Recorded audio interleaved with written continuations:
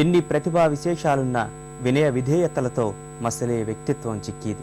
ఏ తరహా పాటనైనా సమసామర్థ్యంతో పాడే విశిష్ట లక్షణం ఆమె సొంతం. తమిళ, తెలుగు, మలయాళ, కన్నడ, సింహళ, హిందీ భాషల్లో వేలాది గీతాలు ఆలపించిన జిక్కీ స్వర మాధుర్యం ఏళ్లు గడిచినా చెక్కు చెదరలేదు. 60 ఏళ్ల వయసులో ఆదిత్య 369లో పాడిన జానవులే గీతం, ఆమె చివరిసారిగా మురారిలో పాడిన అలనాటి బాలచంద్రుని పాటలు ఇందుకు చక్కని నిదర్శనాలు.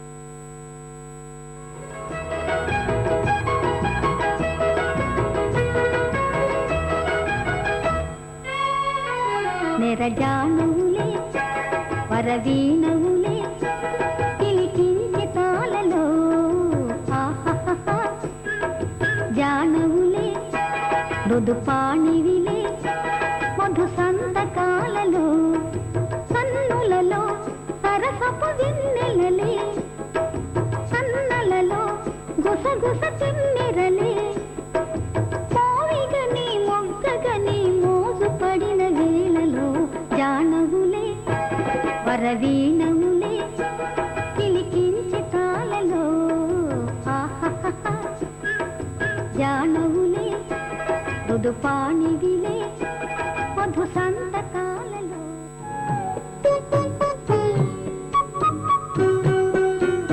ఆ పైన ఏముంది ఆ మూల గదిలోన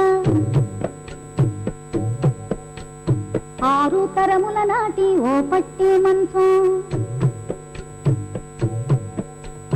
తొలి రాత్రి మలి రాత్రి తొంగళ్ళ రాత్రి ఆ మంచమే పెంచే నీ తాత వంశం. అలనాటి రామచంద్రుడి కన్నింత సాటి ఆపలనాటి బాలచంద్రుడి కన్నా అన్నిట మేటి అనిపించే అరుదైన అబ్బాయికి మనువండి.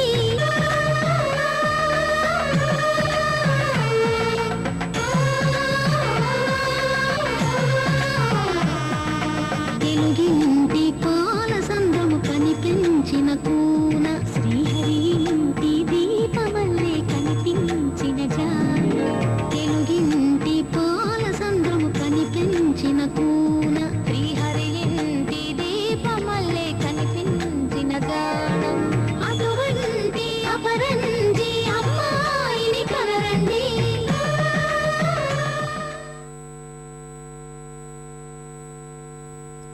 దేశ విదేశాల్లో ఎన్నో కచేరీలు చేస్తూ అక్కడి ప్రజలను ఉర్రూతొలగించారు జిక్కీ.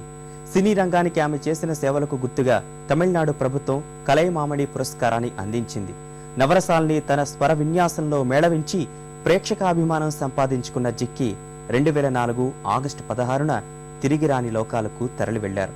నేడు ఆమె మన ముందు లేకపోయినా ఆమె స్వరాత్మ రవళిస్తూనే ఉంటుంది, పరవశింప చేస్తూనే ఉంటుంది.